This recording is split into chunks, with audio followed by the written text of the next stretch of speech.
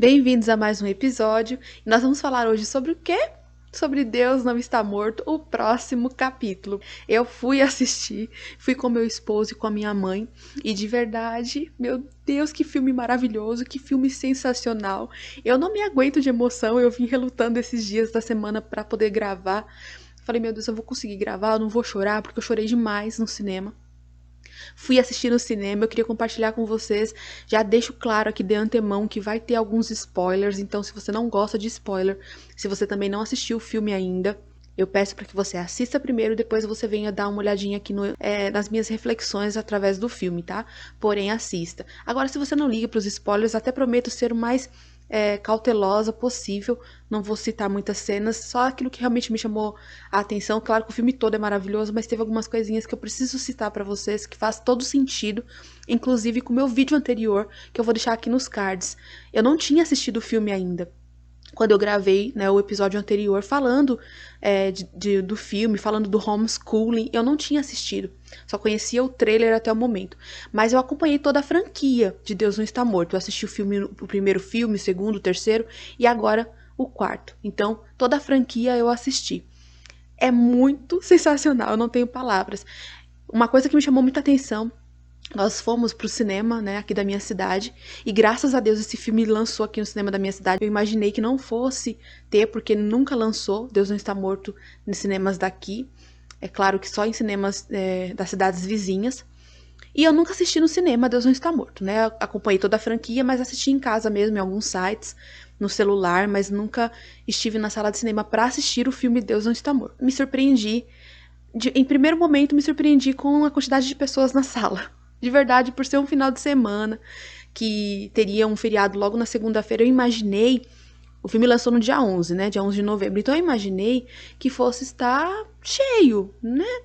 Que ia ter algumas pessoas. Tinha 4 pessoas na sala, né? No caso, eu, meu esposo e minha mãe, e um senhor de idade que, parabéns a esse senhor que eu não conheço, mas ele estava lá, quietinho na sala. Quando nós entramos, ele já estava sentado, acomodado, assistiu o filme ali conosco, né? Então, a sala estava vazia, só tínhamos nós ali. O que eu me prontifico a fazer, eu coloco sempre Deus em primeiro lugar. Sempre foi assim. Nossa, gente, até para um filme, para qualquer coisa, até para roupa. E eu falei, Deus, né, prepara o melhor ambiente, né, sabe, trata no meu coração, abre a minha mente para tudo que vai ser falado nesse filme. Eu quero que o Senhor fale através do filme. E é exatamente isso que acontece toda vez que eu assisto Deus Não Está Morto. Eu sinto Deus falando através de cada personagem, através de cada cena. E é algo incrível, maravilhoso. Eu não canso de falar a mesma coisa, sabe? Tô até ficando repetitiva, mas o filme é incrivelmente sensacional, do início ao fim. E uma coisa que eu queria já citar aqui, já vai ser um spoiler, no início do filme, vocês já vão ver aí algumas. O que eles fizeram ali foi incrível. Eles trouxeram personagens dos filmes anteriores. Então, tem personagens do primeiro filme. Isso mesmo, do primeiro filme. Eu nem imaginei que eles fossem trazer alguns personagens dali. Eles trouxeram um personagem que já estava repetindo nos filmes passados, mas também trouxeram um personagem do primeiro filme, né? Que foi algo que me marcou muito no primeiro filme. Tem uma cena lá em específico que me marca demais nesse primeiro filme, que fala muito de família, de pai, de relacionamento de pai com filho, né? Então, é algo que me chama muita atenção, de como que pai e mãe têm poder de magoar, né, os seus filhos com palavras, com atitudes. Isso é muito sério. E no primeiro filme tem algumas cenas que mostram muito isso. Fala muito sobre família. Eu notei que o filme vai falar muito sobre família. Vai trazer muito essa ideia, vai bater muito nessa mesma tecla. E eu achei isso impecável, porque é justamente essa nossa luta hoje. De nós conseguirmos orientar os nossos filhos, orientar as pessoas ao nosso redor sobre família. O que é a família? Do que a família ela é constituída? Como que é instituída uma família? O filme vai relatar muito sobre isso, vai rebater bastante sobre essa questão de família e principalmente a constituição familiar, que ela é muito importante. E é a primeira instituição de Deus, né, que foi a família. E é algo que você vai ouvir falar muito ali. Uma outra particularidade do filme que também me emocionou muito, tem uma cena que no momento que a assistente social ela vai numa das casas onde acontece o homeschooling, o ensino doméstico, o ensino domiciliar, e ela pede para assistir aquela aula. Ela senta, ela é muito bem recebida, ela senta para assistir. As crianças estão aprendendo, tem uma grade curricular da escola mesmo, do que elas aprendem, e também a teologia, que é a parte bíblica. Então, elas estão aprendendo sobre Noé. A assistente pergunta o que elas estão aprendendo, e ela fala que está aprendendo sobre Noé, e que Deus colocou dentro da arca animais, né, separados por macho e fêmea. E isso também é algo que, para nós, para quem é cristão, para quem entende sobre a criação de Deus, é algo que me emocionou muito, porque é algo que fica muito claro sobre o quanto a sociedade hoje tem tentado redefinir a biologia, mudar o que Deus instituiu como correto, a criação. Deus criou homem e mulher.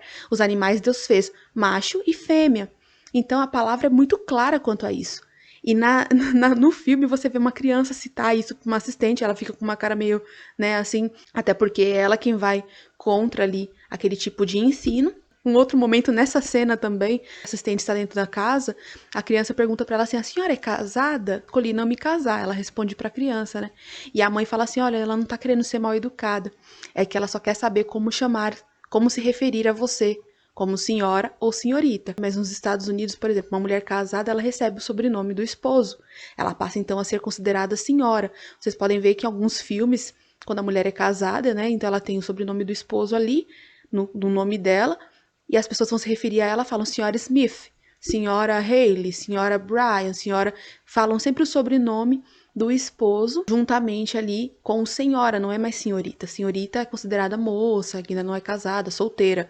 Então, no caso, a criança perguntou se ela era casada para poder saber como se referir a ela, se como senhora ou se como senhorita. E é algo assim que, mais uma vez, para trazer à nossa mente, né, essa ideia de a forma como ela responde, ela fala assim: não, eu preferi não me casar. A maneira como ela responde é porque ela se sentiu incomodada com o jeito como a criança perguntou. Mas a criança não foi mal educada com ela. É que ela entendeu na palavra que Deus ali uniu homem e mulher, né? Então passa a ser uma família, ter um casamento. Então tudo é ensinado na Bíblia para aquelas crianças e elas vão absorvendo isso. E é incrível isso, porque, mais uma vez, rebatendo na família. Senhora, uma mulher casada. Senhorita, uma mulher que ainda não é casada. E isso é incrível mesmo você ver na atuação ali, sabe? Trazendo exatamente a constituição familiar, os gêneros, né, que foram criados, homem e mulher, dos animais macho e fêmea, e ponto final. E aí, mais pra frente também, algumas coisas que vão acontecendo no decorrer do filme que também me chamaram muita atenção, me emocionaram muito. É uma frase que o reverendo, que é o pastor Dave, né, ele cita no finalzinho já, em algumas cenas ali que são muito especiais pra mim. Ele fala: olha, o que vocês querem mais? Vocês já estão tentando redefinir a biologia, já estão mudando, considerando mal bem e bem em mal, estão mudando tudo. E é basicamente isso. Eu tinha falado sobre isso no meu vídeo anterior, eu fiquei chocada porque eu tinha falado sobre isso, sobre a sociedade tentar impor algo, sobre nós termos que nos conformar com o mundo. Nós não podemos nos conformar e engolir o que a sociedade quer que nós engolamos, quer enfiar a goela abaixo, que nós temos que aceitar agora, por exemplo, um banheiro neutro. Me desculpa, mas isso é ridículo. Não existe banheiro neutro. Desde criança eu fui orientada pelos meus pais, ou até mesmo na escola, que eu deveria usar o banheiro para meninas, um banheiro feminino, e que os meus colegas meninos deveriam usar um banheiro masculino para meninos. Crescendo, eu segui com esse mesmo pensamento. Eu uso um banheiro feminino porque eu sou mulher, e meu esposo usa um banheiro masculino porque ele é homem. Não existe banheiro neutro, não existe novos termos. Existem homem e mulher, feminino e masculino, ele e ela. Não existem meio termo, não existem palavras novas. Na verdade, estão criando palavras novas, e como até o próprio pastor Dave ele fala, olha, estão redefinindo a biologia, estão tentando mudar o que Deus considerou que era normal, que era natural desde o princípio. E isso é algo que tem me incomodado muito, sabe? Como igreja, como cristã, de nós, não como pessoa, não tô falando das pessoas que praticam esse tipo de coisa. Nós devemos amá-las, né? Desejar o bem delas. Só que fazer com que eu aceite que eu, como mulher, agora devo usar um banheiro com outro homem, porque ele diz ser mulher, tá errado. Tá errado, é fora do que eu entendo como correto. É realmente aquela inversão de valores que eu citei. Nada contra a pessoa. Eu respeito aquela pessoa. Por mais que o que ela faça não me agrade, eu respeito ela, mas ela usa o banheiro que é destinado a ela, pelo gênero dela. Não é um papel ali que muda o gênero. Não é. Quando você nasce, o médico já fala se é menino ou se é menina. Existe algo que determina quando é homem e quando é mulher. Você que tá do outro lado, você sabe. Então, eu preciso ter essa noção. A minha mãe é professora. Ela ensina as criancinhas que ela cuida, ela fala exatamente isso para os alunos dela. As meninas vão usar o banheiro de menina e os meninos usam o banheiro de meninos, um banheiro masculino. Imagina agora chegar numa criança de 4, 5 anos e falar para ela assim: você vai usar o banheirinho ali com o seu colega. Falar pra menina, você vai usar o banheiro com o seu colega menino. Não tem, sabe, não tem lógica, porque o banheiro é neutro, porque todo mundo pode usar agora junto. Não tem lógica, não tem sentido. E falar sobre isso é algo assim que, sabe, que mexe muito comigo. De quanto nós estamos nos calando. Tem uma outra frase que ele cita, ele fala assim, o pastor Dave, ele fala assim, olha, nós só notamos o valor da liberdade quando nós a perdemos. E é a mais pura verdade. Nós falamos tanto sobre isso. Nós temos liberdade de expressão, mas pelo que nós estamos lutando? Nós realmente somos livres para lutar por aquilo que nós realmente devemos lutar? Ou nós estamos perdendo tempo lutando por coisas fúteis, por coisas desnecessárias? Nós precisamos lutar pelo que vale a pena. Outra coisa que me chama muita atenção é que tem um rapaz, ele é japonês, e ele tá morando nos Estados Unidos. E ele, em determinado momento, ele fala que ele leu toda a Constituição. Ele cita a Constituição ali, alguma frase ali específica da Constituição americana. E eu até olho pra ele e falo assim, ué, você leu? Ele falou, li. Ele é um japonês, mas ele quer ser cidadão americano. Ele tá morando ali. Então, a primeira coisa que ele fez foi conhecer a Constituição nativa. A Constituição daquele país. Aí, deixa aqui nos comentários, tá? Só pra eu saber. Quantos de vocês já leram a Constituição? Deixa aqui nos comentários se você conhece a Constituição do Brasil. Não apenas conhece, você já leu, pelo menos uma vez. Completa? Não. Eu sei uma coisinha ou outra, mas no momento que eu assisti o filme, que eu ouvi ele falar isso, que ele falou, é importante você conhecer. E ele sendo de uma outra nação, ele sendo de um outro país, ele chegar num outro país e querer conhecer a Constituição, a primeira coisa que ele quis saber, quais são os direitos e os deveres daquele cidadão. Então nós precisamos conhecer a nossa Constituição. Quais são os direitos e deveres do cidadão brasileiro? Nós realmente conhecemos o que cabe a nós fazermos e o que é nosso direito? Nós conhecemos a Constituição do nosso país? Fui correr atrás da Constituição para conhecer. Isso me pegou no filme porque parei para pensar, falei, puxa, é verdade, eu não conheço a Constituição do meu país. E ver que um menino não pesquisar, ler, conhecer a história e tudo mais, que é o que ele faz lá no filme, vocês vão notar depois. E é algo sensacional. E eles citam em determinados momentos, é muito bonito de ver eles falando em algumas frases, quando eles vão debater ali, rebater dentro daquela audiência, eles vão citando algumas frases da Constituição que fazem todo sentido. O filme é emocionante. O final, então, é esplêndido. Eu me emociono porque o final é incrível. A vontade que eu tive era de levantar, aplaudir.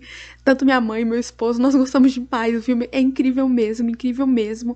Ele traz uma reflexão gigantesca sobre a liberdade, sobre pelo que nós devemos lutar. E faz todo sentido quando nós batemos o peito e falamos, olha, eu sou cristão protestante. Mas você sabe o significado da palavra protestante? É protesto. Pelo que você protesta? Pelo que você luta? E sabe, isso é muito incrível. Tem uma outra cena também, num determinado momento da audiência, que tem uma moça que ela é viúva. O filhinho dela, ele participa, né, desse homeschooling na casa dessa família que tá ali na audiência também. E tem determinado momento que ela pede ali para poder falar. E o presidente da audiência, ele permite que ela fale, mas eles debocham dela, né, porque ela tá desempregada, e várias situações. E eles não sabem que ela é viúva. E ela começa a falar do marido dela, né, começa a falar da vida dela, do porquê que ela quer que o filho dela aprenda, o que o filho dela tem aprendido da palavra, o porquê é importante o homeschooling. Abrindo parênteses aqui, tem até umas cenas lá que é incrível, que o homeschooling não é só pessoas que tiraram seus filhos da escola para ensinar em casa a Bíblia, também tiraram seus filhos da escola por muitas outras coisas também, outras situações, que é o que nós entramos aqui, a questão da ideologia, a questão dessas mudanças aí, desses termos do racismo, do preconceito. Então teve muitas situações que fez com que aquelas famílias também tirassem seus filhos da escola comum, né, e optassem pelo homeschooling, pelo ensino domiciliar. E aí, voltando para essa moça, ela pede a oportunidade para falar, ela começa a falar do filho dela, do que ele tem aprendido, e do quanto o esposo dela lutou também por isso, que o esposo dela serviu ao país. Então eu entendi que ele fez alguma coisa ali no governo. Até no momento eu tinha entendido que ele era do exército, né?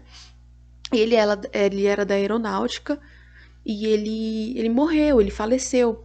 Ela começa a falar pelo que o marido dela lutava, ela começa a descrever a vida deles. E aí o presidente vai ficando com aquela carinha murcha, sabe? Que é muito engraçado, porque eles estavam destratando ela. E aí ele pergunta pra ela assim, olha, se ela trabalha, ela falou que estava desempregada no momento. Aí ela fala assim, o que tem mais sobre mim aí no seu papel, né? Porque ele estava vendo um documento lá sobre ela, sobre as pessoas que estavam ali falando, testemunhando. Ele fala, não tem muita coisa, né? Debochando dela. Ela fala, deixa que eu complete pro senhor as lacunas. E aí ela começa a falar do marido, falar dela. Fala assim, olha, me chame de senhora, não de senhorita, porque eu sou viúva. Meu esposo serviu a esse país e ela também trabalhou pro governo. Então eles ficam com a cara, sabe? Estavam desprezando ela, achando que é só mais uma mulher ali que vai testemunhar alguma coisa a favor do pastor que estava ali junto, mas não era isso. Ela realmente começa a contar histórias de pessoas que nem eu sabia ali, de pessoas que fizeram parte da história do país americano. É claro que se é um cidadão americano, provavelmente ele conheça, ou não também, porque tem muita coisa que a gente acaba não conhecendo, porque a gente ouve da história, aprende na escola aquilo que querem ensinar para nós, né? Então muita coisa é encoberta. E ela começa a contar coisas ali que nem eu imaginava. E é incrível, vale muito a pena vocês correrem pra assistir. Eu não vou ficar falando muito porque eu me empolgo, aí eu começo a descrever toda a cena. Mas é incrível quando ela fala isso, sabe? Ela fala, me chame de senhora, porque eles chamaram ela de senhorita, né? Eles estavam tratando ela por senhorita. Aí ela falou, me chame de senhora, e falou, acho que é senhora Reis, senhora Reis, porque eu sou viúva, meu esposo é isso e isso, eu também trabalhei pro governo, e é incrível, vale muito a pena. Deixa aqui nos comentários se você já assistiu, se você lembra de alguma dessas cenas que eu estou falando, se pra você, qual foi a sensação pra você de assistir, se realmente o que eu citei aqui, da minha opinião mesmo sobre o filme, se você também entendeu dessa forma, se você entendeu de uma outra forma também, comenta, por favor, participa, deixa aqui nos comentários, eu quero saber o que vocês acharam, porque é muito legal ouvir a opinião de vocês também. Nos vemos no próximo episódio, tchau, tchau!